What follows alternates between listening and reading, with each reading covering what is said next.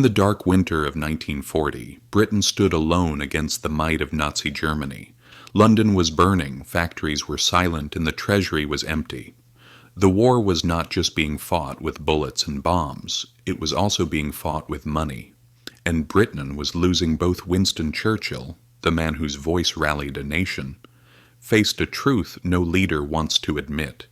His country had run out of cash. The empire that once financed half the world was nearly bankrupt, and the supplies they desperately needed, tanks, planes, ships, could not be bought without dollars. At that moment, the United States was still officially neutral. American law demanded cash and carry. Belligerent nations could buy weapons, but only if they paid in full and carried them away themselves.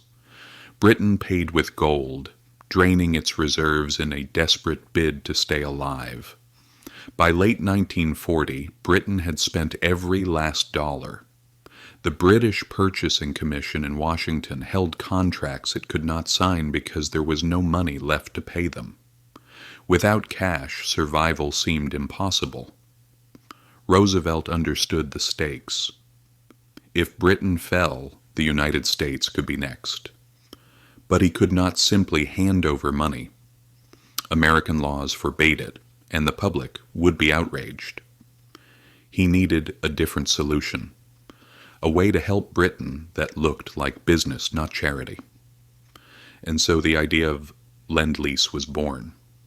Roosevelt explained it simply. If your neighbor's house is on fire, you don't haggle over the price of the hose.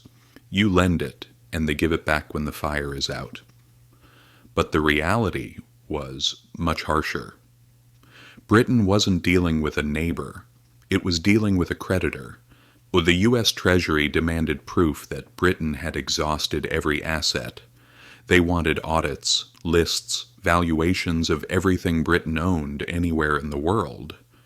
This wasn't diplomacy. This was financial leverage. Britain's negotiators protested.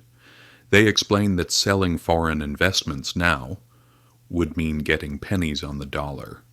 But the Americans would not relent.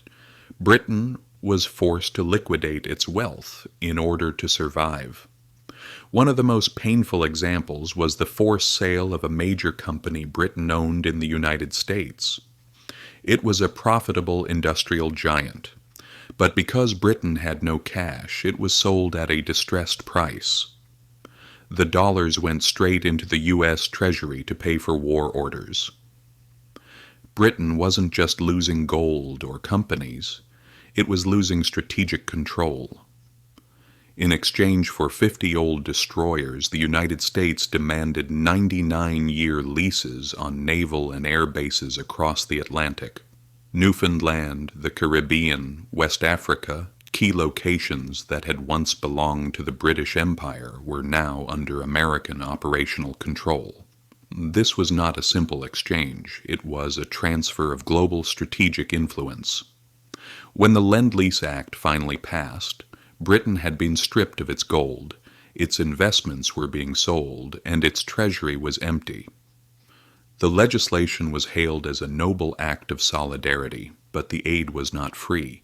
It was a loan, a lease, with terms that would shape the post-war world.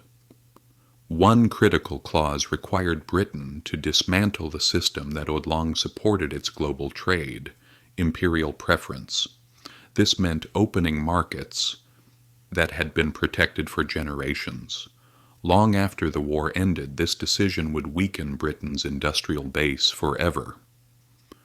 As the United States entered the war after Pearl Harbor, the dynamic shifted. American industry boomed while Britain's was consumed by war production. American goods flowed across the world. British factories made planes, but American factories made planes, and cars, refrigerators, radios for the global market. By 1944, the world's gold reserves had moved from London to the United States.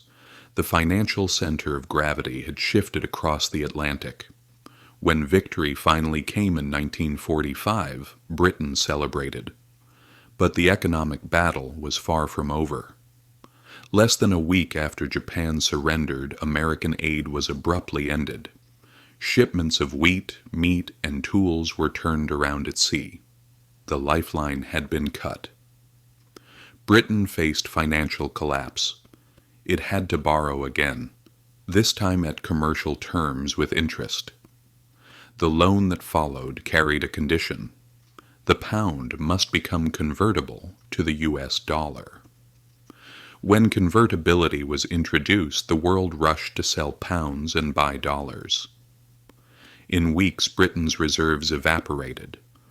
The pound had collapsed and Britain was forced to abandon conversion. This was the moment the British Empire's financial independence was broken. Its economic power was no longer global.